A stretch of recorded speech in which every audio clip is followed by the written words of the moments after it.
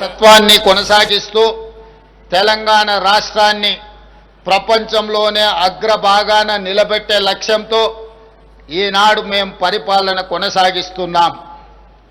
స్వతంత్రం సిద్ధించే సమయానికి దేశం అల్లకల్లోల పరిస్థితుల్లో ఉంది. శూన్యం నుండి మన ప్రయాణం మొదలైంది. ఉన్నత శిఖరాలే లక్ష్యంగా పెట్టుకొని మన పెద్దలు ఈ దేశాన్ని ముందుకు నడిపించారు. ఈరోజు మనం చూస్తున్న ఆధునిక భారతం 5 ఏళ్లలోనో 10 ఏళ్లలోనో సాధించిన విజయం కాదు. దీని వెనక 79 ఏళ్ల కఠోర శ్రమ ఉంది. ఎంతో గొప్ప నాయకత్వం, నాయకుల త్యాగం, చెమట, రక్తం ఉంది. ఈ సుదీర్ఘ ప్రస్థానం తర్వాతే నేడు మనం ప్రపంచంలో 3వ అతిపెద్ద ఆర్థిక వ్యవస్థగా అవతరించబోతున్నాం. ఈ విజయ ప్రస్థానంలో భాగస్వాములైన ప్రతి ఒక్కరికి మనం ఎంతో రుణపడి ఉంటాం. వారు అందించిన ఈ ఘనమైన వారసత్వాన్ని విజయవంతంగా ముందుకు తీసుకెళ్లడంలో మన ముందున్న కర్తవ్యం, ఆ బాధ్యత నిర్వర్తించడంలో నేను సదా సిద్ధంగా ఉంటాను అని మీ అందరికీ తెలియజేస్తున్నాను. ఆ స్ఫూర్తితోనే తెలంగాణ ప్రజాప్రభుత్వం ప్రజా సేవను కొనసాగిస్తుంది. 2023 డిసెంబర్ 7న మేము బాధ్యతలు స్వీకరించగానే రాష్ట్రంలో ప్రజాస్వామ్యాన్ని పునరుద్ధరించాం. ప్రజలు, ఉద్యమకారులు, అమరవీరుల ఆకాంక్షలు, ఆశయాలకు అనుగుణంగా విధి విధానాలను తీసుకున్నాం. రైతులు, మహిళలు, యువత భవిష్యత్తుకు పెద్ద పీట వేశాం. సామాజిక తెలంగాణ ఆవిష్కరణకు చారిత్రాత్మకమైన నిర్ణయాలు తీసుకున్నాం. కుల గణనతో బలహీన వర్గాల 100 ఏళ్ల కలను నిజం చేశాం. ఎస్సీ వర్గీకరణతో దశాబ్దాల నిరీక్షణకు తెరదించాం. ఇవి గొప్ప నిర్ణయాలే కాదు, అత్యంత సాహసోపేత నిర్ణయాలని మీ అందరికీ తెలియజేయడానికి సంతోషిస్తున్నాను. ఒకవైపు ప్రపంచ నగరాలతో పోటీపడే లక్ష్యాలను నిర్దేశించుకొని, మరోవైపు పేదల ఆకాంక్షలు తీర్చే సంక్షేమ ఫలాలు అందిస్తూ ద్విముఖ విధానంతో మా ప్రభుత్వం పాలన కొనసాగిస్తుంది. మా ఆలోచనలలో స్పష్టత ఉంది, అమలులో పారదర్శకత ఉంది. అందరినీ కలుపుకొని అద్భుతాలు సృష్టించే సమ్మిళిత అభివృద్ధి విధానాన్ని మేము ఎంచుకున్నాం. పాలనలో పారదర్శకత, అభివృద్ధిలో ఆధునికత, సంక్షేమంలో సరికొత్త చరిత్రను రాస్తూ తెలంగాణను 20 నెలల కాలంలోనే దేశానికి రోల్ మోడల్గా నిలబెట్టాం. సంక్షేమానికి కేర్ ఆఫ్ కాంగ్రెస్ పరిపాలన, దీనికి చరిత్రే సాక్ష్యం. పేదలకు అందుబాటు ధరల్లో నిత్యావసర వస్తువులను అందించే ఉద్దేశంతో 1957లోనే ప్రజా పంపిణీ వ్యవస్థను ప్రారంభించి ఆనాటి ప్రభుత్వం పేదలకు న్యాయం చేసింది.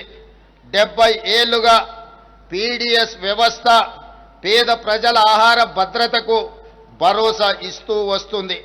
అదే స్ఫూర్తితో ప్రజా ప్రభుత్వం ఉగాది నుండి సన్న బియ్యం పంపిణీని ప్రారంభించింది. 13,000 కోట్ల రూపాయల వ్యయంతో 3,10,00,000 తెలంగాణ బిడ్డలకు సన్న బియ్యం అందిస్తున్నాము. ఈరోజు ధనికులతో సమానంగా పేదవారు సన్న బియ్యంతో భోజనం చేస్తున్నారు అంటే ఇది ప్రజాపాలన సాధించిన విజయం. ఇది కేవలం ఆకలి తీర్చే పథకం కాదు, ఆత్మ గౌరవాన్ని చాటి చెప్పే పథకం. పేదల ఇంటికి వెళ్ళి భోజనం చేసి ఈ పథకం అమలు తీరును నేను స్వయంగా పర్యవేక్షించాను.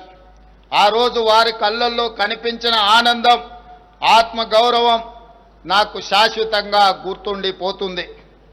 రేషన్ కార్డు ప్రజల ఆత్మగౌరవానికి మరో ప్రతీక, ఒక భరోసా, ఒక భావోద్వేగం. ఆ భరోసా కోసం రాష్ట్ర ప్రజలు 10 ఏళ్లు కళ్ళు కాయలు కాచేలా ఎదురు చూశారు. ప్రజాప్రభుత్వం వచ్చాకే ఆ ఎదురు చూపులకు శాశ్వత పరిష్కారము చూపించడం జరిగింది. ఈ ఏడాది జూలై 14 నుంచి రాష్ట్ర వ్యాప్తంగా నూతన రేషన్ కార్డుల పంపిణీని ప్రారంభించాం. 10 ఏళ్ల తర్వాత చేతిలో రేషన్ కార్డుతో రేషన్ షాపుల ముందు సందడి కనిపిస్తుంది. పాడుబడి మూతబడిన రేషన్ షాపుల తలుపులు మళ్ళీ తెరుచుకున్నాయి. పేదవాడి ఆశలు ఆకలి తీర్చే భరోసా కేంద్రంగా నేడు గ్రామాల్లో రేషన్ షాపులు పూర్వ వైభవాన్ని సంతరించుకున్నాయి. ఇది మేము తెచ్చిన ప్రజాపాలనలో మార్పు. మిత్రులారా, తెలంగాణ రైతుకు 2022 మే 6న వరంగల్ వేదికగా మేము మాట ఇచ్చాం. అధికారంలోకి వచ్చి 2 లక్షల రూపాయల రైతు రుణమాఫీ చేసి రైతుల రుణము తీర్చుకొని శాశ్వతంగా వారిని రుణ విముక్తి చేస్తాము అని ఆనాడు తెలంగాణ రైతాంగానికి మేము మాట ఇవ్వడం జరిగింది. విశ్వసనీయతే మా సిద్ధాంతం మాకు ఊపిరి. గత ఏడాది ఆగస్టు 15న రైతు రుణమాఫీకి శ్రీకారం చుట్టాం. రాష్ట్రంలో ఉన్న 25,35,000 మంది రైతులకు 20,617 కోట్ల రూపాయలు ఏక మొత్తంగా 2 లక్షల రూపాయల రుణమాఫీ చేసి శాశ్వతంగా రుణ విముక్తుల్ని చేయడమే కాదు, ఈ దేశ ప్రజలకు 15 ఆగస్టు నాడు ఏ విధంగా స్వతంత్రం సిద్ధించిందో తెలంగాణ రైతాంగానికి కూడా రైతు నుంచి విముక్తి కలిగించి స్వేచ్ఛ వాయువులను ఈనాడు ప్రజాపాలన రైతులకు అందుబాటులోకి తీసుకొచ్చింది. ఈ విధంగా ఆనాడు వరంగల్లో ఇచ్చిన మాటను తెలంగాణ ప్రజాప్రభుత్వం వారి రుణం తీర్చుకొని ఈనాడు రైతులు తల ఎత్తుకొని గర్వంగా తెలంగాణ రాష్ట్రంలో తిరగగలుగుతున్నారు. అదేవిధంగా మిత్రులారా, రుణమాఫీతో రైతు పట్ల మన రుణం తీరిపోయిందని మేము చేతులు దులుపుకోలేదు. పొలంలో నాట్లు వేసే రోజు రైతు చేతిలో పెట్టుబడి ఉంటే ఆ భరోసా వేరు. అన్నం పెట్టే రైతు అప్పుల కోసం ఎవరి దగ్గర చేయి చాపకూడదన్న ఆలోచనతో ఇందిరమ్మ రైతు భరోసా పథకం కింద ఆనాడు ఎకరాకు ప్రతి సంవత్సరం 12,000 పెట్టుబడి సాయం ప్రకటించాం. పరిమితులు లేకుండా ప్రతి రైతుకు ఈ పథకం కింద సాయం అందించాం. జూన్ 16న ప్రారంభించి కేవలం 9 రోజుల్లో 9,000 కోట్ల రూపాయలు రైతుల ఖాతాలో వేశాం. రాష్ట్రంలోని 70,11,184 మంది రైతులకు ఈ సహాయాన్ని అందించాం.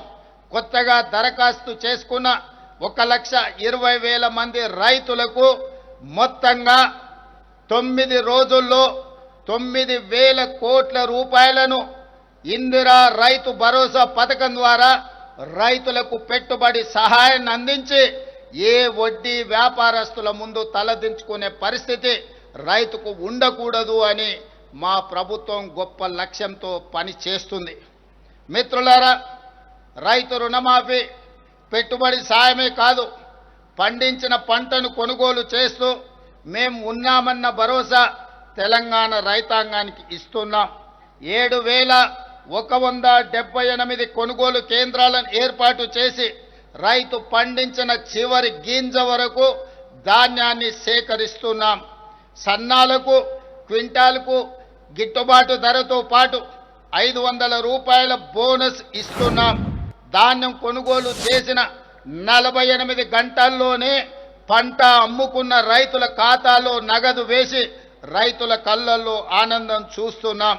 ఈనాడు బోనస్ ఇవ్వడమే కాదు, 29 లక్షల వ్యవసాయ పంపు సెట్లకు రోజుకు 24 గంటలు ఉచిత నాణ్యమైన విద్యుత్తును అందించడం ద్వారా రైతులను వెన్ను తట్టి ప్రోత్సహించి వ్యవసాయం దండుగ కాదు, వ్యవసాయం అంటే ఒక పండగ, రైతు ఆత్మగౌరవంతో బ్రతికే విధంగా ఈనాడు రైతులకు ఉచిత కరెంటును అందిస్తూ ఈ ఉచిత కరెంటుకు 16,691 కోట్ల రూపాయలు ప్రతి సంవత్సరం విద్యుత్ శాఖకి తెలంగాణ రాష్ట్ర ప్రభుత్వం చెల్లిస్తుందని చెప్పడానికి నేను గర్వపడుతున్నాను.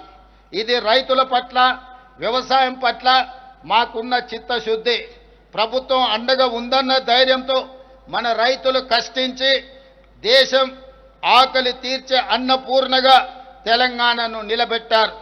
ధాన్యం ఉత్పత్తిలో దేశంలోనే అగ్రస్థానం. అంటే వరి ఉత్పత్తిలో ఒక సంవత్సరం 2,85,00,000 మెట్రిక్ టన్నుల వరి ధాన్యాన్ని ఉత్పత్తి చేసి దేశంలోనే మొట్టమొదటి రాష్ట్రంగా తెలంగాణ నిలబడ్డది. కాళేశ్వరం నుంచి చుక్క నీరు రాకపోయినా తెలంగాణ ప్రాంతంలో ఆనాటి ప్రభుత్వాలు కట్టిన శ్రీరామ్ సాగర్, శ్రీశైలం, నాగార్జున సాగర్, జూరాల, అదేవిధంగా కోయిల్ సాగర్ ఇలాంటి ప్రాజెక్టుల నేపథ్యంలో తెలంగాణలోనే అత్యధికంగా వరి ధాన్యాన్ని ఉత్పత్తి చేసి దేశంలోనే మొదటి స్థానంలో నిలబడ్డాం. ఇంత గొప్ప విజయాన్ని తెలంగాణ రైతాంగం ఈరోజు మన దేశానికే ఆదర్శంగా నిలబడ్డారు. తెలంగాణ రైతాంగాన్ని ఈరోజు నేను మనస్ఫూర్తిగా అభినందిస్తున్నాను. మిత్రులారా, మా ప్రభుత్వం ఏర్పడిన తర్వాత రాష్ట్ర వ్యవసాయ చరిత్రను తిరగరాసి అన్నదాతల సంక్షేమానికి 1,13,000 కోట్ల రూపాయలను ఈ 20 నెలల పరిపాలనలో రైతులకు అందించడం జరిగింది. ఇది దేశంలోనే రైతులకు అందించిన అతిపెద్ద సహాయం. ఈ సహాయాన్ని అందించే అవకాశం కల్పించినందుకు తెలంగాణ ప్రజలకు నా కృతజ్ఞతలు తెలియజేస్తున్నా. మిత్రులారా, 10 ఏళ్ల తర్వాత పేదల సొంత ఇంటి కలలకు మళ్ళీ రెక్కలు తొడిగాం. ఆనాడు తెలంగాణ ప్రాంతంలో లక్షలాది మంది గ్రామాలకు, లక్షలాది మంది పేదలకు గ్రామాలలో, తండాలలో, గూడాలలో, మారుమూల పల్లెల్లో ఇందిరమ్మ ఇళ్లను అందించి 2004 నుంచి 2014 వరకు లక్షలాది పేదల సొంత ఇంటి కలను నెరవేర్చాం. కానీ దురదృష్టవశాత్తు 2014 నుంచి 2024 వరకు ఈ తండాలలో, గూడాలలో, మారుమూల పల్లెల్లో పేదల సొంత ఇంటి కళ మసక బారిపోయింది.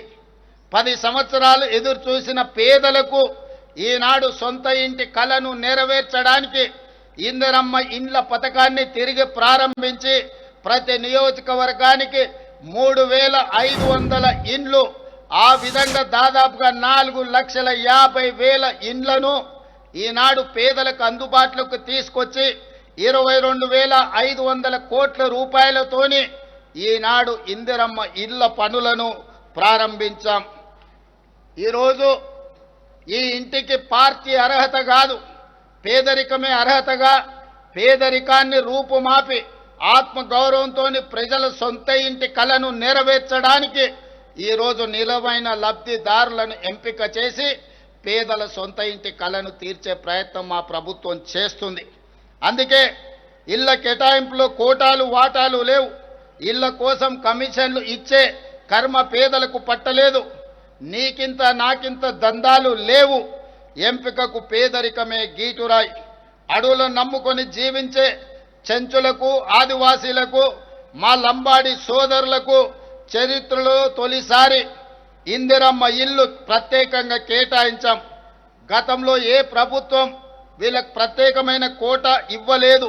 కానీ ఈనాడు నల్లమల అటవీ ప్రాంతం నుంచి వచ్చిన ఈ బిడ్డ ఆదివాసీలు, గిరిజనులు, చెంచుల కష్టాలు తెలిసిన వాడిగా ఈరోజు తెలంగాణలో ఐటీడీఏ ప్రాంతాలలో 22,016 ప్రత్యేకంగా ఇండ్లను, ఇందిరమ్మ ఇండ్లను ఈ గిరిజన ఆదివాసీ సోదరులకు కేటాయించి ఆత్మగౌరవంతో తెలంగాణ రాష్ట్రంలో చెంచులు, ఆదివాసీలు, గిరిజనులు బ్రతకాలి అని ప్రత్యేకమైన కోటా ఇచ్చి ఈరోజు ఇందిరమ్మ రాజ్యంలో వాళ్ళని ఆదుకోవడం జరిగింది. ఇది జరుగుతున్నందుకు, ఇది చేపట్టే అవకాశం నాకు అందించినందుకు తెలంగాణ ప్రజలకు నా కృతజ్ఞత తెలియజేస్తున్నా. సామాజిక న్యాయం కాంగ్రెస్ డిఎన్ఏలోనే ఉంది. సామాజిక తెలంగాణ సాధనలో మనం దేశానికి దశ దిశ నిర్దేశం చేస్తున్నాం. స్థానిక సంస్థలలో విద్యా ఉద్యోగాలలో బీసీలకు 42% రిజర్వేషన్లు కల్పించే బిల్లులను ఈ ఏడాది మార్చి 17న రాష్ట్ర శాసనసభ ఆమోదించింది. ఈ బిల్లులను ఆషామాషిగా రూపొందించలేదు. దాదాపు సంవత్సరం కాలం శాస్త్రీయమైన లోతైన కసరత్తు చేశాం. 160 కోట్లు వెచ్చించి 1,03,000 మంది శిక్షణ పొందిన ఎన్యూమరేటర్ల ద్వారా 50 రోజుల పాటు సమగ్ర కులగణను ఒక యజ్ఞంలా చేపట్టాం. గ్రామాల్లో 66,39,000 కుటుంబాలు, పట్టణాల్లో 45,15,000 కుటుంబాలను సర్వే చేశాం. మొత్తంగా 1,12,00,000 కుటుంబాలను సర్వే చేసి రాష్ట్రంలో 56.33% బలహీన వర్గాల జనాభాను లెక్క తేల్చడం జరిగింది. దీని ఆధారంగా వారికి 42% రిజర్వేషన్లు అమలు చేయాలని నిర్ణయించాం. రాష్ట్ర శాసన వ్యవస్థ ఆమోదించిన ఈ బిల్లులను రిజర్వేషన్లు అమలుకు సహకరించాలని కేంద్రానికి పంపాం. మనం పంపిన బిల్లులపై సత్వరం నిర్ణయం చేయాల్సిందిగా కేంద్ర ప్రభుత్వాన్ని మరొకసారి గోల్కొండ కోట మీద నుంచి తెలంగాణ ప్రజల తరఫున డిమాండ్ చేస్తున్నాను. దేశంలోని ఎస్సీ వర్గీకరణ చేసిన మొదటి రాష్ట్రంగా తెలంగాణ నిలబడింది. మాదిగ సోదరుల గుండె చప్పుడు నాకు తెలుసు. ఒకనాడు వాళ్ళ కోసం శాసనసభలో కొట్లాడిన వాడిగా దశాబ్దాల కలను సాకారం చేసే సంకల్పం తీసుకున్నాను. దేశంలోని ఏ రాష్ట్రం చేయని నిర్ణయం మన ప్రభుత్వం చేసింది.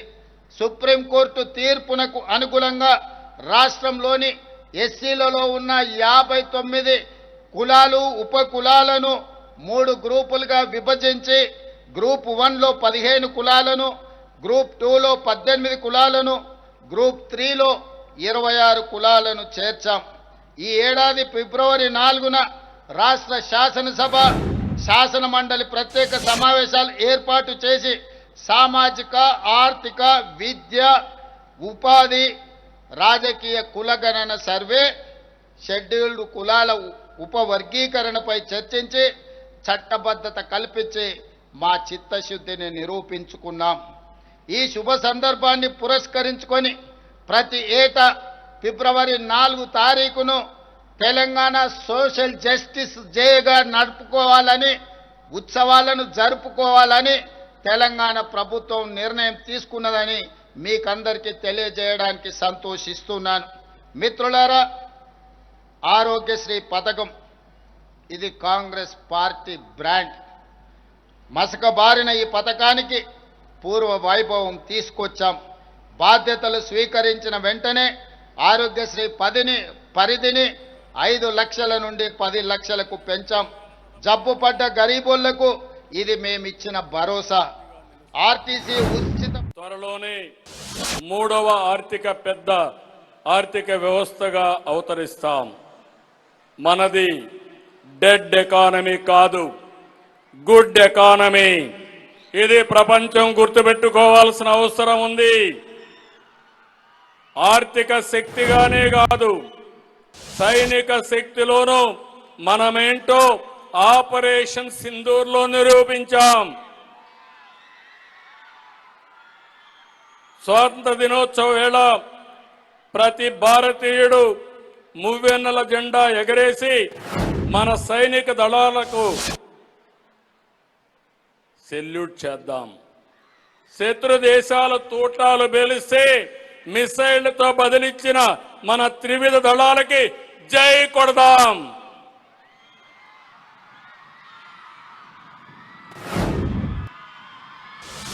మరొకసారి మనమందరం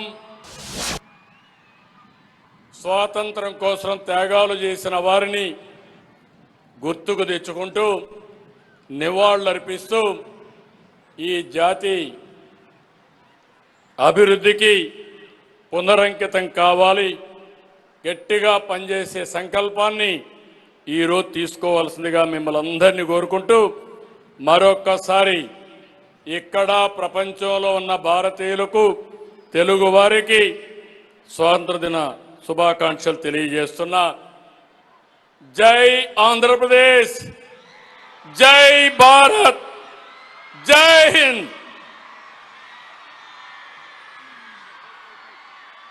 Thank you, sir. Thank you so much for your inspiring message. అద్భుతమైన సందేశం ద్వారా అందరిలోనూ నూతన ఉత్సాహాన్ని నింపిన గౌరవనీయులైన ఆడపిల్లలకు విద్యకు అండగా మారింది. చదువు కోసం గడప దాటే ఆడపిల్లల సంఖ్య ఈనాడు పెరిగింది. చరిత్ర పుటల్లో కలిసిపోతుందనుకున్న ఆర్టీసీకి ఈ పథకం ప్రాణం పోసింది. ఈ పథకం కింద ఆడబిడ్డలకు ఈ 20 నెలల్లో 6,790 కోట్ల రూపాయల ఆర్థిక సహాయాన్ని అందించింది. ఈ 6,790 కోట్ల రూపాయలను తెలంగాణ రాష్ట్ర ప్రభుత్వం ఆర్టీసీ కార్పొరేషన్కు అందించడం ద్వారా ఆర్థికంగా చిన్న భిన్నమైపోయిన ఆర్టీసీ సంస్థను 50,000 మంది కార్మికుల కళ్ళల్లో ఈనాడు మనం ఆనందం చూడగలుగుతున్నాం. ఆ కార్మికులకు ప్రతి నెల మొదటి వారంలోనే జీతభత్యాలు అందించగలిగిన ఆర్థిక పరిపుష్టి ఈనాడు కార్పొరేషన్కు అందింది అనంటే ఈ పథకం ఎంతో ఉపయోగపడ్డది కార్మికులకు కూడా అని తెలియజేస్తున్నాను. ఇప్పటి వరకు దాదాపుగా 200 కోట్ల పైచిలుకు మహిళలు బస్సులలో ఉచితంగా ప్రతిరోజు ప్రయాణాలు చేయడం జరిగింది. ఇది మీ అందరికీ తెలియజేయడానికి నేను సంతోషిస్తున్నాను. రాష్ట్రంలో ఆడబిడ్డల సంక్షేమం అభివృద్ధి కోసం మా ప్రభుత్వం మొత్తంగా 46,689 కోట్ల రూపాయలను ఈ 20 నెలలలో సమకూర్చడం జరిగింది. అదేవిధంగా మిత్రులారా, యువ తెలంగాణ శక్తికి ప్రతీక. గడిచిన 10 ఏళ్లలో యువతను మత్తుకు బానిసలను చేసే కుట్ర జరిగింది. ఈ కుట్రని మేము ఛేదించాం. ఇవాళ తెలంగాణలో గంజాయి, డ్రగ్స్ అనే మాట వినబడడానికి వీలు లేదు. ఈ విషయంలో కఠినంగా మా ప్రభుత్వం వ్యవహరిస్తుంది. ఈగల్ పేరుతో ఏర్పాటైన వ్యవస్థ రాష్ట్రం నలుమూలల నిశితంగా నిఘా పెట్టింది. గంజాయి కానీ డ్రగ్స్ మాయగాళ్ల వెన్నులో వణుకు పుట్టిస్తుంది. యువతను రక్షించుకుంటేనే తెలంగాణకు భవిత. యువత ఉద్యోగ ఉపాధికి పెద్ద పీట వేస్తున్నాం. బాధ్యతలు స్వీకరించిన మరుక్షణం టీజీపీఎస్సీని సంస్కరించాం. 20 నెలల కాలంలో 60,000 ప్రభుత్వ ఉద్యోగ నియామకాలను చేపట్టడం ద్వారా ఆ నిరుద్యోగ యువకుల కళ్ళల్లోనే కాదు, వాళ్ళ కన్న తల్లిదండ్రుల కళ్ళల్లో ఈరోజు ఆనంద వెలుగులను చూడగలుగుతున్నాం. ఇప్పటి వరకు తెలంగాణ రాష్ట్ర ప్రభుత్వం 60,000 ప్రభుత్వ ఉద్యోగ ఖాళీలను భర్తీ చేసి, అదే కాకుండా తెలంగాణ పబ్లిక్ సర్వీస్ కమిషన్ నుంచి గ్రూప్ 1, గ్రూప్ 2, గ్రూప్ 3 పరీక్షల్ని కూడా పూర్తి చేసి తొందరలోనే ఈరోజు ఈ నియామకాలను చేపట్టబోతున్నాం. అదేవిధంగా పేదలకు విద్యను అందించే ఉద్దేశంతో డిఎస్సిని కూడా పూర్తి చేసి దాదాపుగా 10,000 పైచిలకు టీచర్ ఉద్యోగ నియామకాలు చేపట్టడం ద్వారా పేదలకు విద్యను అందుబాటులోకి తీసుకురావడానికి ప్రభుత్వం వేగంగా ముందుకు వెళుతుంది. అదేవిధంగా ప్రైవేట్ రంగంలో కూడా దాదాపుగా 1,00,000 పైగా మన చదువుకున్న నిరుద్యోగ యువకులకు, ఇంజనీరింగ్ గ్రాడ్యుయేట్లకు ఉద్యోగ అవకాశాలు కల్పించడానికి తెలంగాణ రాష్ట్ర ప్రభుత్వం చర్యలు చేపట్టింది. తద్వారా 1,00,000 పైగా నిరుద్యోగులకు ఉద్యోగాలు రావడాన్ని ఈ సందర్భంగా సంతోషంగా తెలియజేస్తున్నాను. అదేవిధంగా మిత్రులారా, తెలంగాణ మాగాణాలకు చివరి ఆయకట్టు వరకు సాగునీరు ఇచ్చే ప్రణాళికలతో పెండింగ్ ప్రాజెక్టుల లక్ష్యాలను నిర్దేశించుకొని పూర్తి చేయడానికి ప్రయత్నం చేస్తున్నాం. కృష్ణానది, గోదావరి జలాల్లో మన వాటాల సాధనలో రాజీ పడే సమస్యనే లేదు. ఆనాటి నుంచి ఈనాటి వరకు తెలంగాణ ప్రజల పోరాటమే సాగునీరు, తాగునీరు సాధించడం. అలాంటి తెలంగాణ ప్రజల భావోద్వేగమైన పేగుబంధం సాగునీటి ప్రాజెక్టులు. కృష్ణా, గోదావరి నదులలో ప్రతి చుక్క తెలంగాణకు రావాల్సిన వాటాను సాధించి ఎవరి ఒత్తిడికి లొంగేది లేదు. ఎవరి ఆరోపణలకు బెదిరేది లేదు. 4 కోట్ల తెలంగాణ ప్రజల పక్షాన నిటారుగా నిలబడి కృష్ణానది గోదావరి నదుల్లో తెలంగాణ హక్కులను సాధించుకుంటాం. మన ప్రాంతానికి సాగునీరు తాగునీరు అందించినాకనే మిగతా ఎవరికైనా నీరు. ఈరోజు తెలంగాణ ప్రజల హక్కులను సాధించడంలో వెనుదిరిగి చూసేది లేదు, ఎవరికి భయపడేది లేదు. ప్రభుత్వం ఈ విషయంలో వ్యూహాత్మకంగా వ్యవహరించడమే కాదు, ఎత్తుగడలతో నిర్ణయం తీసుకుంటుంది. ఎవరు ఎత్తులేసినా ఆ ఎత్తులను చిత్తు చేసి ఎవరు విష ప్రచారం చేసినా వాళ్ళను తిప్పుకొట్టే బాధ్యత 4 కోట్ల తెలంగాణ ప్రజలు తీసుకోవాలి. మీరు అందరూ ఈనాడు పండిత్ జవహర్లాల్ నెహ్రూ గారు నిర్మించిన నాగార్జున సాగర్, శ్రీశైలం, శ్రీరామ్ సాగర్ లాంటి ప్రాజెక్టులు ఆనాడు మొట్టమొదటి ప్రధానమంత్రి ఎడ్యుకేషన్ అండ్ ఇరిగేషన్ అనే విధానాన్ని తీసుకొని ఆ రోజుల్లోనే మొదటి ప్రధానమంత్రి మన ప్రాంతంలో సాగునీటి ప్రాజెక్టులను నిర్మించడం జరిగింది. ఈరోజు ప్రపంచ దేశాలకు ఆదర్శంగా నిలబడ్డ ప్రాజెక్టులు ఏవైతే ఉన్నాయో నాగార్జున సాగర్, శ్రీశైలం, శ్రీరామ్ సాగర్ లాంటి ప్రాజెక్టులు కాంగ్రెస్ పాలనలో నిర్మించినాం. కానీ గత పాలకులు నిర్మించిన ప్రాజెక్టు 1,00,000 కోట్ల రూపాయలు ఖర్చు పెట్టిన ప్రాజెక్టు కట్టడం, కూలడం, 1,00,000 కోట్ల రూపాయలు గోదావరిలో కలవడం మన కళ్ళ ముందే జరిగిపోయింది. కాబట్టి ఈరోజు దృష్టి మరల్చడానికి కొంతమంది కొన్ని సెంటిమెంట్లను రగల్చి తద్వారా రాజకీయ ప్రయోజనం పొందాలని ఏదైతే చేస్తున్నారో ఈ కుట్రను తిప్పికొట్టవలసిన బాధ్యత తెలంగాణ రైతాంగం మీద ఉన్నది. ఆనాడు ఈ ప్రాజెక్టులు నిర్మించిన కాంగ్రెస్ ప్రభుత్వానికి పూర్తి బాధ్యత ఉన్నది, అవగాహన ఉన్నది. పరిపాలనలో అనుమతులు తెచ్చుకోవడానికి అవసరమైన ప్రణాళిక ఉన్నది. ఈ ప్రణాళికలను అన్నిటిని కూడా అమలు చేసే చిత్తశుద్ధి, ధైర్యము ఈ ప్రభుత్వానికి ఉన్నదని నేను తెలియజేయడానికి సంతోషిస్తున్నాను. ఎవరు ఎన్ని కుట్రలు చేసినా కుట్రలను ఛేదించుకొని గోదావరి నదీ జలాలలో రావాల్సిన వాటాను సాధిస్తాం. కృష్ణా నదీ జలాలలో పూర్తి చేయవలసిన ఎస్ఎల్బిసి, పాలమూరు, రంగారెడ్డి ఎత్తిపోతల పథకం లాంటి, డిండి లాంటి పథకాలను పూర్తి చేసి దేశానికే ఆదర్శంగా నిలబడే విధంగా తెలంగాణ రాష్ట్రంలో పరిపాలనను అందించి ఈ దేశానికే తెలంగాణ ఒక రోల్ మోడల్గా ఈ దేశంలో నెంబర్ 1 రాష్ట్రంగా తెలంగాణ రాష్ట్రాన్ని తీర్చిదిద్దే బాధ్యత ప్రజా ప్రభుత్వం తీసుకుంటుందని మీ అందరికీ తెలియజేస్తున్నాను మిత్రులారా. అదేవిధంగా మన బలం హైదరాబాద్, మన బ్రాండ్ హైదరాబాద్ నగరం. 400 పైచిలుకు సంవత్సరాల అనుభవం, కులీ కుతుబ్షాయి, నిజాం నవాబుల నుంచి గత పాలకుల వరకు హైదరాబాద్ నగరం ప్రపంచానికి ఆదర్శంగా నిలబడ్డది. గోల్కొండ కోట కావచ్చు, చార్మినార్ కట్టడాలు కావచ్చు, ప్రపంచానికి ఆదర్శంగా నిలబడ్డ కట్టడాలను నిర్మించి ప్రపంచంతోనే పోటీ పడే నగరంగా కులీ కుతుబ్షాయిలు, నిజాం సర్కార్లు ఈరోజు మనకు ఆదర్శంగా నిలబడ్డారు. వారి స్ఫూర్తిని తీసుకొని ప్రపంచ వేదికైన హైదరాబాదు నగరంలో హైదరాబాదు బ్రాండ్ ఇమేజ్ను పెంచడానికి ఈ బలాన్ని మరింత బ్రాండింగ్ చేయాలన్న ఆలోచనతోని మేము గుర్తించి ముందుకు వెళ్ళాం. అందుకే పలు అంతర్జాతీయ ఈవెంట్లను హైదరాబాదులో నిర్వహించేలా నిర్ణయాలు తీసుకున్నాం. మీకు తెలుసు, ఇటీవల ప్రపంచ సుందరీమణుల పోటీలు, 72వ సుందరీమణుల ప్రపంచ పోటీలు మన నగరంలో నిర్వహించుకున్నాం. ఇందులో 109 దేశాల నుంచి సుందరీమణులు పోటీలో పాల్గొనడమే కాదు, ప్రపంచంలో ఉండే పెట్టుబడిదారులందరూ కూడా ఈ కార్యక్రమంలో పాల్గొని తెలంగాణ ప్రజలు హైదరాబాదు నగరం అందించిన వచ్చిన అతిథులకు వారికి మనము చూపించిన వారసత్వ సంపద, అది పాలమూరు జిల్లాలో ఉన్న పిల్లల మర్రి కావచ్చు, వరంగల్లో ఉన్న 1000 స్తంభాల గుడి కావచ్చు, రామప్ప దేవాలయం కావచ్చు, గోల్కొండ కట్టడాలు కావచ్చు, అదేవిధంగా చార్మినారు దగ్గర ఉన్న చుడి బజారు కావచ్చు, ఫలక్నామా ప్యాలెస్ కావచ్చు, ఇలాంటి గొప్ప వారసత్వ సంపదలను ప్రపంచ పర్యాటకులను ఆకర్షించడానికి మన గొప్ప చారిత్రాత్మకమైన కట్టడాలను చూపించి వారు వాటిని చూసి ఆశ్చర్యచకితులు అయినరు.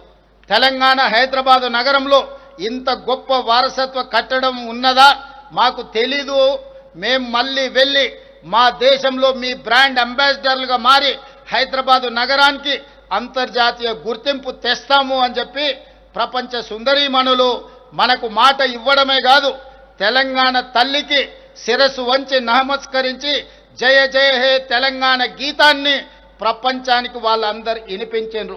తెలంగాణ సంస్కృతిని, సాంప్రదాయాన్ని, తెలంగాణ పోరాట స్ఫూర్తిని, ఉద్యమకారుల యొక్క త్యాగాలను, అమరవీరుల యొక్క త్యాగాలను ప్రపంచానికి ఈ సందర్భంగా తెలియజేయడానికి అవకాశం కలిగింది.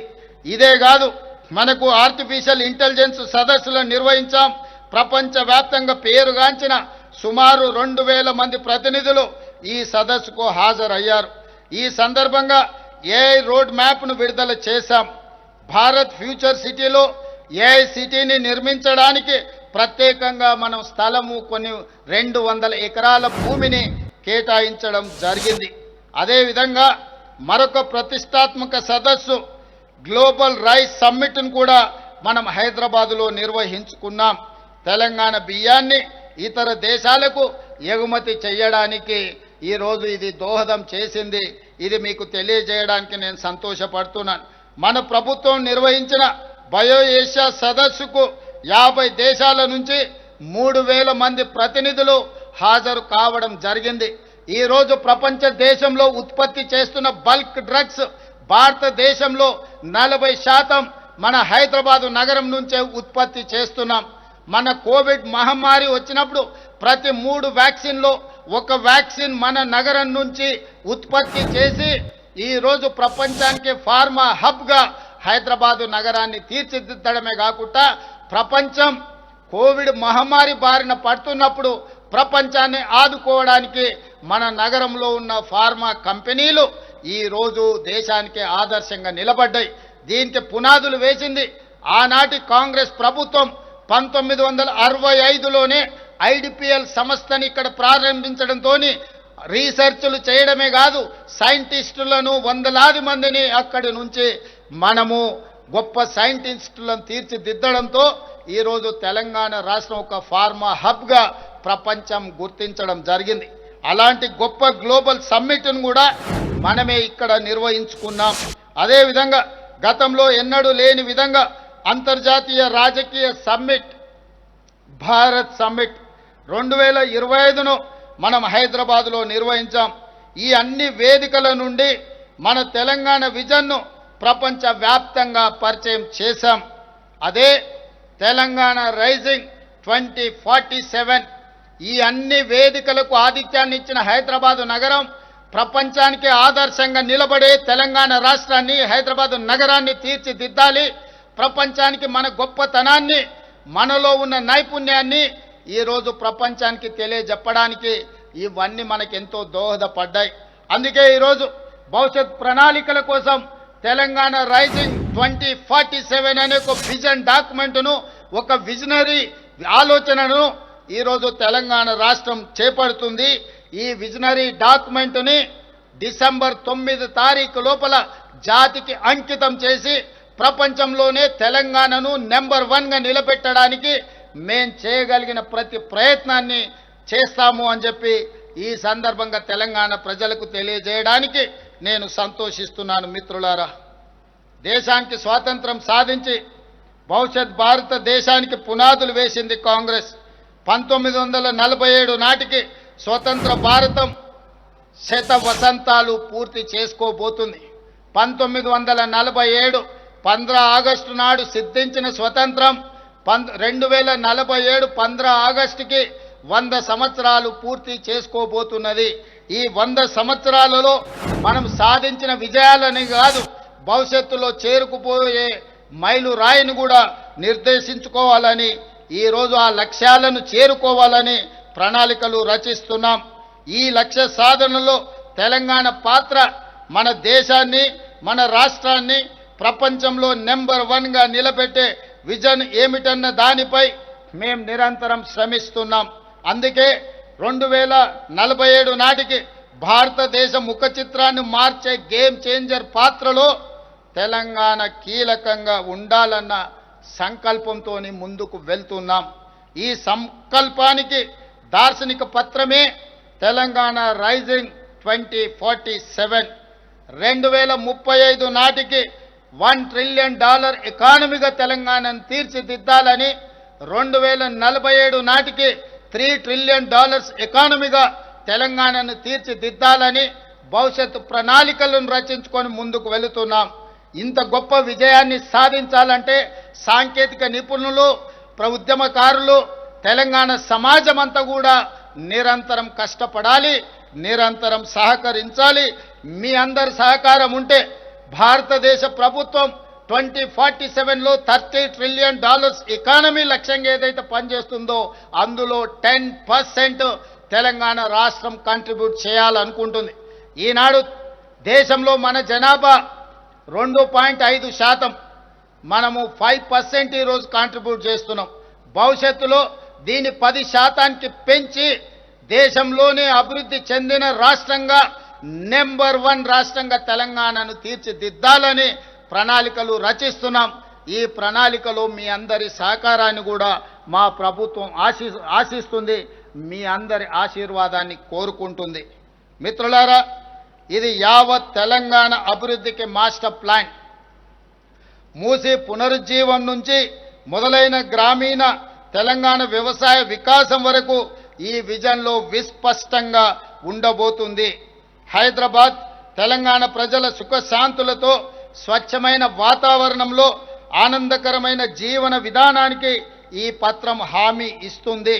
హైదరాబాద్ బ్రాండ్ ఇమేజ్ను పెంచడంలో కీలకమైన పలు ప్రతిపాదిత ప్రాజెక్టుల వెనుక ఉన్న ఆలోచన, ఆవిష్కరణ, ఆచరణ మార్గాలను ఈ విజన్ డాక్యుమెంట్ ప్రకటిస్తుంది.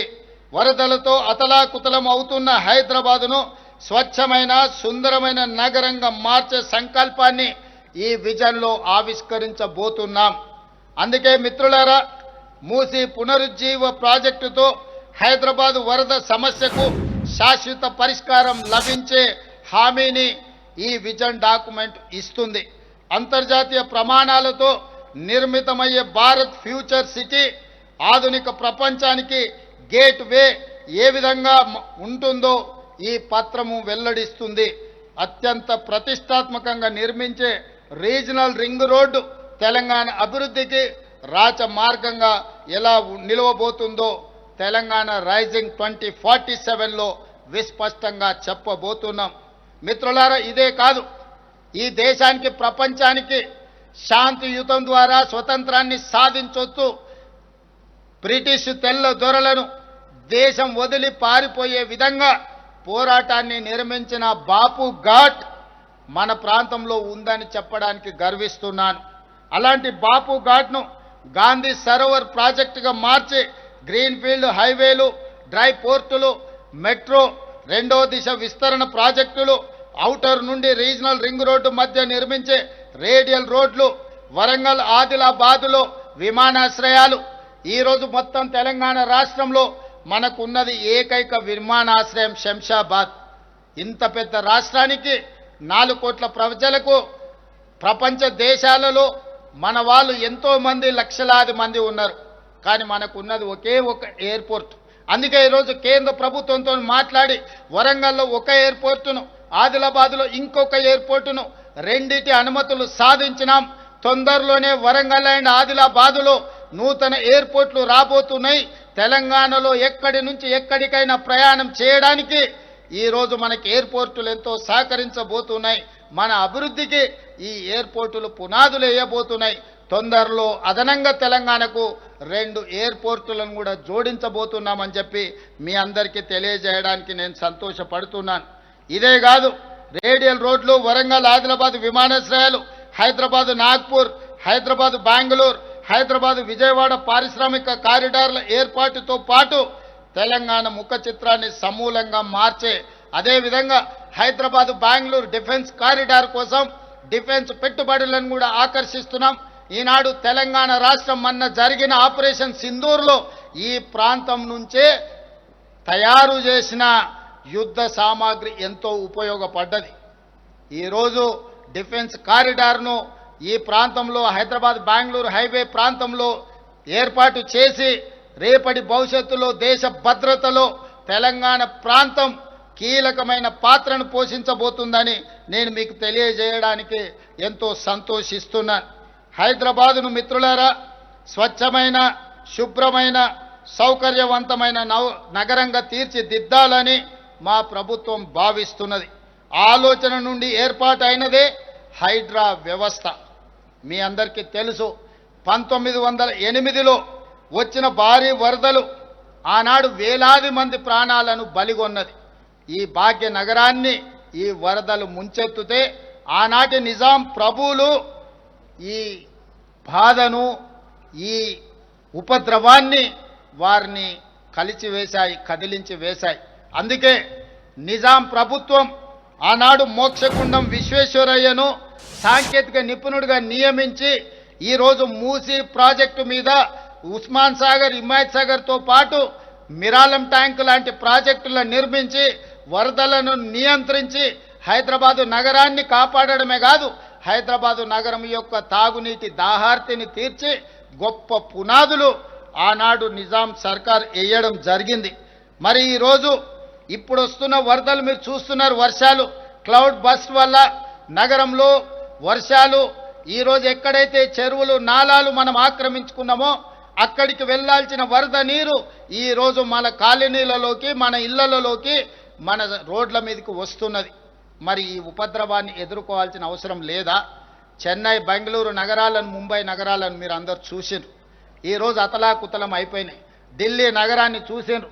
దేశ రాజధాని కాలుష్యానికి లోనై పాఠశాలల నుంచి పార్లమెంట్ వరకు ఈరోజు సెలవులు ప్రకటించుకునే పరిస్థితి వచ్చింది.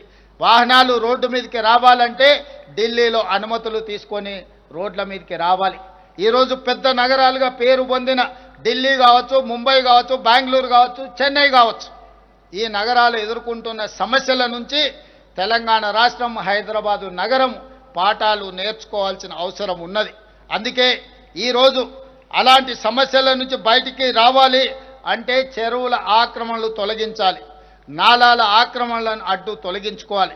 ఇవాళ చెరువుల, నాలాలను కబ్జాల నుంచి విముక్తి చేస్తే ఈరోజు రోడ్ల మీద నిలుస్తున్న నీరు అక్కడికి వెళ్తుంది. తద్వారా ట్రాఫిక్ జామ్ల సమస్యను, హైదరాబాదు నగరాన్ని కాలుష్యం నుంచి కాపాడడానికి ఈరోజు మనకు అవకాశం ఉంటుంది. అందుకే హైడ్రా ఈరోజు అత్యంత ప్రజల సమస్యల పరిష్కారానికి ముందుకు వెళ్తుంది. వారి పనిని మనందరం కూడా ప్రోత్సహించాల్సిన అవసరం ఉంది.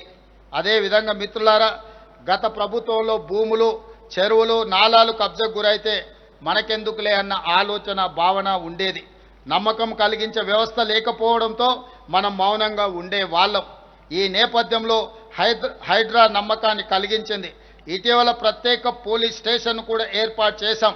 ఇప్పటి వరకు హైడ్రా 13 పార్కులు, 20 సరస్సులను ఆక్రమణల నుంచి రక్షించింది. అంబర్పేటలోని బతుకమ్మ కుంటను పునరుద్ధరించింది. 30,000 కోట్ల రూపాయల విలువైన ప్రభుత్వ భూములను కాపాడింది. ఈరోజు సామాన్య ప్రజలకు హైడ్రా ఒక నమ్మకాన్ని, విశ్వాసాన్ని కలిగించింది. అదేవిధంగా మిత్రులారా, రాజకీయ ప్రయోజనాల కోసం ప్రతిపక్షాలు కొంతమంది దీని ఒక బూచిగా చూపించి భయపెట్టే ప్రయత్నం చేస్తుండ్రు. వీటన్నిటిని కూడా ప్రజల్ని గమనించాల్సిందిగా నేను కోరుకుంటున్నాను. అందుకే ఈరోజు మనం మంచి పనులతో ముందుకు వెళ్ళాలి. మన నగరాన్ని గొప్ప అభివృద్ధి చెందిన నగరంగా మనం ముందుకు తీసుకెళ్లడానికి మీ సహకారాన్ని ఆశిస్తున్నాం. అదేవిధంగా మిత్రులారా, young India skills university, young India sports university, young India police school ఈరోజు నిరంతరం ప్రజలు ప్రశాంతంగా ఈరోజు నిద్రపోగలుగుతున్నారు గుండెల మీద చేతులు పెట్టుకొని అనంటే మన పోలీసులు అందిస్తున్న విశిష్ట సేవలు. అందుకే ఈరోజు నిరంతరం రోజుకి 24 గంటలు, సంవత్సరానికి 365 రోజులు ప్రజల సేవలో నిమగ్నమైన పోలీసులు వాళ్ళ పిల్లల పట్ల చదువుల శ్రద్ధ వహించడానికి సమయం దొరకడం లేదు. అందుకే ఈరోజు ఆలోచన చేసి ఈరోజు మనం మంచిరేవుల ప్రాంతంలో 50 ఎకరాలలో యంగ్ ఇండియా పోలీస్ స్కూల్ని ఈరోజు ప్రారంభించుకున్నాం. ప్రజల సేవలు అందిస్తున్న ఆ సిబ్బందికి వాళ్ళ పిల్లల కోసం నాణ్యమైన ప్రమాణాలతో కూడుకున్న విద్యను అందించాలని ఈరోజు ప్రత్యేకంగా వాళ్ళకు ఒక ప్లే స్కూల్ని, ఒక సైనిక్ స్కూల్ని ఎంత గర్వంగా సైనికులు చెప్పుకుంటారో పోలీసులు కూడా వాళ్ళ సిబ్బంది మాది పోలీస్ స్కూల్, మా పిల్లలు చదువుకున్నారు, ఐఏఎస్లు, ఐపీఎస్లు, డాక్టర్లు, లాయర్లు అని చెప్పుకునే విధంగా ఈరోజు ప్రారంభించడం జరిగింది. మనకున్న స్కిల్స్ మన దగ్గర ప్రతి సంవత్సరం 1,10,000 మంది ఇంజనీరింగ్ గ్రాడ్యుయేట్లు పాస్ అవుతున్నారు. ప్రపంచ దేశాలతో పోటీ పడే మనం వాళ్ళకి సర్టిఫికెట్ ఉంది కానీ స్కిల్స్ లేకపోవడం వల్ల పోటీ పడలేకపోతున్నారు. ఆ సమస్యను పరిష్కరించడానికి యంగ్ ఇండియా స్కిల్స్ యూనివర్సిటీని ప్రారంభించుకున్నాం. ఈ సాంకేతిక నైపుణ్యాన్ని పెంచడం ద్వారా ప్రపంచ దిగ్గజాలైన కంపెనీలలో లక్షలాది మన వాళ్ళ ఉద్యోగ అవకాశాల కోసం ఈరోజు మనం యంగ్ ఇండియా స్కిల్స్ యూనివర్సిటీని ప్రారంభించుకున్నాం. అదేవిధంగా యంగ్ ఇండియా స్పోర్ట్స్ యూనివర్సిటీ మొన్న జరిగిన ఒలింపిక్స్లో మీరందరూ చూసిండ్రు. 140 కోట్ల జనాభా ఉన్న భారతదేశానికి ఒక్క గోల్డ్ మెడల్ కూడా రాలేదు. సౌత్ కొరియా ఒక చిన్న దేశం 32 మెడల్స్ సాధించడమే కాదు, ఒకే ఒక అమ్మాయి సౌత్ కొరియన్ స్పోర్ట్స్ యూనివర్సిటీలో 3 గోల్డ్ మెడల్స్ సాధించింది. నేను ఆ దేశ పర్యటనకి వెళ్ళినప్పుడు ఆ స్పోర్ట్స్ యూనివర్సిటీకి వెళ్తే ఆ అమ్మాయితో పరిచయం చేసిండ్రు వాళ్ళు మేనేజ్మెంట్.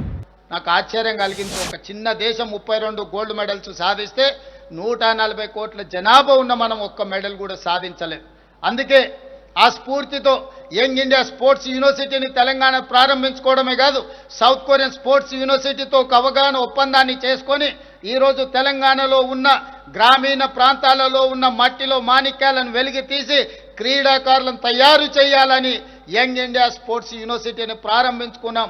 రాబోయే రోజుల్లో కామన్వెల్త్ గేమ్స్ కానీ లేకపోతే ఖేలో ఇండియా లాంటి క్రీడల్ని తెలంగాణ రాష్ట్రంలో నిర్వహించాలని, భవిష్యత్తులో నిర్వహించబోయే ఒలింపిక్స్ క్రీడలను కూడా హైదరాబాదు నగరంలో నిర్వహించాలని ప్రధానమంత్రి గారికి విజ్ఞప్తి చేయడమే కాదు, భవిష్యత్తులో హైదరాబాదు నగరం తెలంగాణ రాష్ట్రం ఇందులో పోటీ పడుతుంది. క్రీడలకు కేర్ ఆఫ్ అడ్రస్గా తెలంగాణ రాష్ట్రాన్ని తీర్చిదిద్దాలని ఈరోజు మేము ప్రయత్నం చేస్తున్నాం. ఈ ప్రయత్నంలో కూడా మీ ఆశీర్వాదం ఉండాలి, మీరందరూ అండగా నిలబడాలి అని చెప్పి ఈరోజు మీ అందరికీ ఈ వేదిక మీద నుంచి విజ్ఞప్తి చేస్తున్నా. మిత్రులారా, ఎక్కడైనా పెట్టుబడులు రావాలంటే శాంతి భద్రతలు చాలా కీలకం.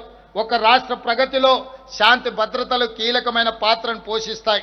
తెలంగాణ ఈరోజు అనేక అంతర్జాతీయ సదస్సులకు వేదికగా నిలిచి అత్యంత ప్రశాంత నగరంగా గుర్తింపు పొందుతున్నదంటే దానికి కారణం మన పోలీస్ వ్యవస్థ. వారికి నేను ప్రత్యేకంగా అభినందనలు తెలియజేస్తున్నాను. తెలంగాణ పోలీసులకు దేశంలోనే ది బెస్ట్ అనే పేరు ఉంది. ఇండియా జస్టిస్ రిపోర్ట్ 2025 ప్రకారం 1 కోటి కంటే ఎక్కువ జనాభా ఉన్న 18 రాష్ట్రాల పోలీసింగ్లో తెలంగాణ పోలీస్ శాఖ మొదటి స్థానంలో నిలవడం మనకు గర్వకారణం. అందుకే వారిని అభినందిస్తున్నా. 138 దేశాలు పాల్గొన్న వరల్డ్ పోలీస్ సమ్మిట్లో 2025లో డ్రగ్ కంట్రోల్ కేటగిరీలో మన హైదరాబాద్ నార్కోటిక్స్ ఎన్ఫోర్స్మెంట్ వింగ్ ప్రథమ బహుమతి అందుకోవడం మనకు గర్వకారణం. డ్రగ్స్ పై పోరు కోసం elite action group for drug law enforcement eagle గొప్పగా పనిచేస్తుంది. ఈరోజు గంజాయి కానీ డ్రగ్స్ కానీ ఇట్లాంటి వ్యసనాలకు లేదా వ్యసనాలను ప్రోత్సహించే వారి వెన్నులో వణుకు పుట్టించే విధంగా ఈరోజు ఈగల్ పనిచేస్తుంది. ఈగల్ ఏ మూలన ఎవరు వ్యసనపరులు ఉన్నా, వీటిని అమ్మకందారులు ఉన్నా వాళ్ళందరి వెన్ను విరిచే బాధ్యత తెలంగాణ రాష్ట్ర ప్రభుత్వం తీసుకుంటుందని తెలియజేయడానికి సంతోషపడుతున్నాను. మేము అధికారం చేపట్టే నాటికి గత పాలకులు మాకు వారసత్వంగా 8,21,651 కోట్ల రూపాయల అప్పులు మరియు బకాయిలు మిగిల్చి వెళ్ళారు. దీనిలో 6,71,757 కోట్ల రూపాయల అప్పులు, అదేవిధంగా ఉద్యోగులు ఇతర పథకాలకు సంబంధించిన బకాయిలు 40,154 కోట్లు, ఎస్సీ ఎస్టీ సప్లైన్ సింగరేణి విద్యుత్ ఇతర విభాగాలకు చెల్లించాల్సిన బకాయిలు 1,09,740 కోట్లు. వారు చేసిన అప్పును తిరిగి చెల్లించడానికి ఇప్పటిదాకా అసలు రూపేణా 1,32,498 కోట్లు, వడ్డీలకు 88,178 కోట్ల రూపాయలు, మొత్తము కలిపి 2,20,676 కోట్ల రూపాయలను ఈ 20 నెలల్లో తెలంగాణ రాష్ట్ర ప్రభుత్వం చెల్లించింది. అంటే గత పాలకులు మనకు అందించిన 8,21,651 కోట్ల రూపాయల అప్పులను తిరిగి చెల్లించడానికి 20 నెలల్లో తెలంగాణ ప్రభుత్వం ప్రజాపాలన 2,20,676 కోట్లను చెల్లించడం జరిగింది. ఈ అప్పుల భారం లేకపోయినుంటే ఈ సొమ్మంతా పేదల సంక్షేమానికి తెలంగాణ అభివృద్ధికి ఉపయోగపడేది. కానీ భారాన్ని మోయక తప్పదు. అయినా ఓపికతో సమయస్ఫూర్తితో తెలంగాణ రాష్ట్ర ప్రభుత్వాన్ని నడిపిస్తున్నాము. మీ అందరి ఆశీర్వాదం ఉన్నందుకు నేను ధన్యవాదాలు తెలియజేస్తున్నాను. ఇంత ఆర్థిక భారం ఉన్నప్పటికీ శూన్యం నుంచి ఉన్నత శిఖరాల వైపు రాష్ట్రాన్ని తీసుకెళ్లేందుకు మేము కృషి చేస్తున్నాం. జాతిపిత గాంధీజీ, నవభారత నిర్మాత పండిట్ జవహర్లాల్ నెహ్రూ, డాక్టర్ బాబాసాహెబ్ అంబేద్కర్ గారి స్ఫూర్తితో ప్రజల ఆదరణతో మేము ముందుకు సాగుతున్నాం. ఈ సందర్భంగా ఒక అంశాన్ని మీ ముందు పెట్టదలుచుకున్నాను. మనసు ఉంటే మార్గం ఉంటుంది. Where there is a will there is a way అనే సూక్తిని మనం నేను ముఖ్యంగా బలంగా విశ్వసిస్తాను. మాకు విల్ ఉంది, విజన్ ఉంది. తెలంగాణ రైజింగ్ 2047 మా విజన్ ద్వారా తెలంగాణ రాష్ట్రాన్ని ముందుకు తీసుకువెళ్తాం. ఆ విజన్ను నిజం చేసే మిషన్ ఈ ప్రభుత్వం. ప్రజలు అండతో నిండైన గుండె ధైర్యంతో ప్రపంచ వేదికపై తెలంగాణను నెంబర్ 1గా నిలబెట్టడమే మా విజన్. ఈరోజు తెలంగాణ రాష్ట్రాన్ని ఈ దేశంలో మిగతా రాష్ట్రాలతోనే కాదు, ప్రపంచ నగరాలతో, ప్రపంచ దేశాలతో పోటీ పడాలని ఒక న్యూయార్క్నో, ఒక జపాన్నో, ఒక సింగపూర్నో, ఒక సౌత్ కొరియానో దృష్టిలో పెట్టుకొని ప్రపంచ దేశాలకే ఆదర్శంగా నిలబడే విధంగా తెలంగాణ రాష్ట్రాన్ని తీర్చిదిద్దడానికి నిరంతరం కృషి చేస్తున్నాం. మిత్రులారా, ఈ ప్రయత్నంలో మీ అందరి సహకారం కావాలి. మీ అందరి సహకారంతో కుట్రలను తిప్పి కొడతాం. రాష్ట్ర కేంద్ర ప్రభుత్వాల మధ్యలో సమన్వయం చేసుకొని రాష్ట్రానికి రావాల్సిన నిధులను, అనుమతులను సాధించుకొని బలమైన రాష్ట్రంగా తెలంగాణని పునరుద్ధరించి పునర్నిర్మించి ప్రపంచానికి ఆదర్శంగా తీర్చిదిద్ది తెలంగాణ రాష్ట్రాన్ని ముందుకు తీసుకువెళ్తాం. తెలంగాణ అంటే ఈరోజు తెలంగాణ మీన్స్ బిజినెస్. తెలంగాణలో ఎవరైనా పెట్టుబడులు పెట్టొచ్చు. మీ పెట్టుబడులకు రక్షణనే కాదు, మీ పెట్టుబడులకు లాభము ఉంటుంది. తెలంగాణలో పెట్టుబడులను ఆకర్షించడం ద్వారా, పరిశ్రమలను నెలకొల్పడం ద్వారా, డ్రై పోర్టులను ఏర్పాటు చేయడం ద్వారా, నేషనల్ హైవేస్ను అభివృద్ధి చేయడం ద్వారా హైదరాబాదు నగరం నుంచి, ముఖ్యంగా ఫ్యూచర్ సిటీ నుంచి అమరావతి నుంచి, అదే విధంగా బందర్ పోర్టు వరకు నేషనల్ గ్రీన్ఫీల్డ్ హైవేస్తో పాటు రైల్వే లైన్లను వేయించడం ద్వారా ఈరోజు ల్యాండ్ లాక్ స్టేట్గా ఉన్న తెలంగాణకు పోర్టు లేవు. అందుకే బందర్ పోర్టుకి డెడికేటెడ్ నేషనల్ హైవేస్ కాకుండా రైల్వే లైన్లను కూడా సాధించడం ద్వారా, regional ring road, regional ring rail ద్వారా, రేడియల్ రోడ్ల ద్వారా, అంతర్జాతీయ ఎయిర్పోర్ట్ల ద్వారా తెలంగాణ రాష్ట్రాన్ని ఒక అద్భుతమైన రాష్ట్రంగా తీర్చిదిద్దడానికి ఈరోజు ప్రణాళికలు సిద్ధం చేస్తున్నాం. నిరంతరం కష్టపడుతున్నాం. మధ్యలో కొంతమంది అపోలు సృష్టించిన తెలంగాణ ప్రజల ఆశీర్వాదంతో ఈ కుట్రలను ఛేదిస్తాం. ఈ 15 ఆగస్టును ఒక వేదికగా తీసుకొని మనందరం ఈరోజు ఒట్టేసి బయలుదేరుతాం. తెలంగాణను దేశానికి ఆదర్శంగా నిలబడదాం. మీరందరూ సహకరిస్తున్నందుకు మీకందరికీ ధన్యవాదాలు తెలియజేస్తూ మీ అందరి దగ్గర సెలవు తీసుకుంటున్నాను. జై హింద్, జై భారత్, జై Telangana. Thank you, Honorable Chief Minister, sir. The foundation for today's India was laid back in 1947 by the first Prime Minister of India.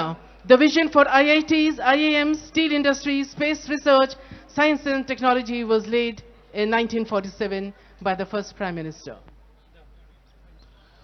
ప్రజాపాలనా ప్రభుత్వం, ప్రజాస్వామ్య సునేత్రం, ముఖ్యమంత్రి నేతృత్వం, ప్రేమలోన మాతృత్వం, బాధ్యతలో భ్రాతృత్వం. హైదరాబాద్, సికింద్రాబాద్, సైబరాబాదు తోడుగా భారత్ ఫ్యూచర్ సిటీ మెరియనుంది రేడుగా.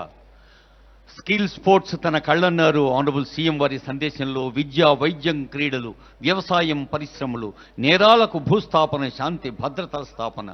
విలువ ఉంది, విజన్ ఉంది, విజన్ను నిజం చేసే మిషన్ ఉంది అన్న గౌరవనీయులైన ముఖ్యమంత్రి గారి చేతుల మీదుగా ఇప్పుడు అవార్డుల బహుకరణ పోలీస్ అధికారులకు. అంతకు ముందు ముఖ్యమంత్రి గారు స్వయంగా ప్రోత్సహిస్తున్న మన తెలంగాణ బిడ్డ, పాత బస్తీ బిడ్డ రాహుల్ సిప్లిగన్స్. RRR అంటే honourable Revanth Reddy's rededication for vision 2047. Revanth Reddy's rededication for vision 2047. RRR అంటే రీజనల్ రింగ్ రోడ్. అది పల్లెలు, పట్టణాలు, మహానగరాన్ని కలుపుతోన్న ఒక అభివృద్ధి మార్గం. మరి ఈరోజు తెలంగాణకు RRR అంటే రీడెడికేషన్, తెలంగాణకు RRR అంటే రీజనల్ రింగ్ రోడ్. ఈరోజు RRR అంటే ఆస్కార్ పాట, ఆస్కార్ ఆట. పాత బస్తీ పరిమళాల్ని ఆకాశం అంచుల దాకా, ఆస్కార్ దాకా తీసుకెళ్లిన మన తెలంగాణ బిడ్డడు, పాత బస్తీ బిడ్డడు రాహుల్ సిప్లిగంజ్ను ఆనరబుల్ సీఎం గారు ప్రత్యేకంగా అభినందించారు. మొన్నటి గద్దర్ అవార్డ్స్ వేదికలో కూడా సీఎం గారు ప్రత్యేకంగా ప్రస్తావించిన సంగతి మనకు తెలుసు.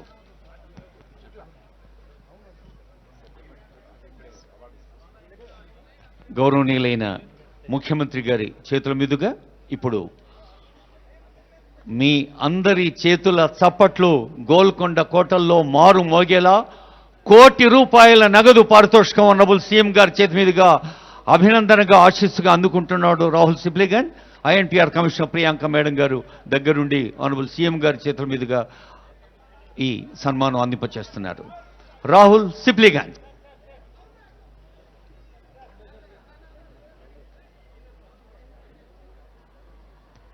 అదిగో తెర మీద కనిపిస్తోంది. మరి మనందరి కరతాళ ధ్వనులతో అభినందిద్దాం, ఆశీర్వదిద్దాం. కళాకారుడికి నిజమైన సన్మానం రసజ్ఞుల చప్పట్లే. సన్మానాలు, పారితోషికాలు, అవార్డులు, రివార్డులు ఎంత ఆనందాన్ని ఇస్తాయో రసజ్ఞుల అభినందన ఆశిస్తూ అంతే ఆనందాన్ని ఇస్తుంది. ఇప్పుడు విమెన్ సేఫ్టీ వింగ్ డిఐజీగా బాధ్యతలు నిర్వహిస్తున్న సీనియర్ ఐపీఎస్ అధికారిని రేమా రాజేశ్వరి మేడం గారు మన పోలీస్ పథకాల అవార్డులను ఆహ్వానిస్తారు. DIG women safety wing Rema Rajeshwari IPS madam. Honorable Chief Minister of Telangana and all the distinguished guests present here, a very good morning. On this momentous occasion of 79th Independence Day, Telangana Police is proud to announce 3 categories of awards recognizing distinguished service and bravery of our police officers. First category, President's Medal for Distinguished Service, awarded for long and especially distinguished record of service for over 21 years in the police service. Dr. Soumya Mishra, a 1994 batch.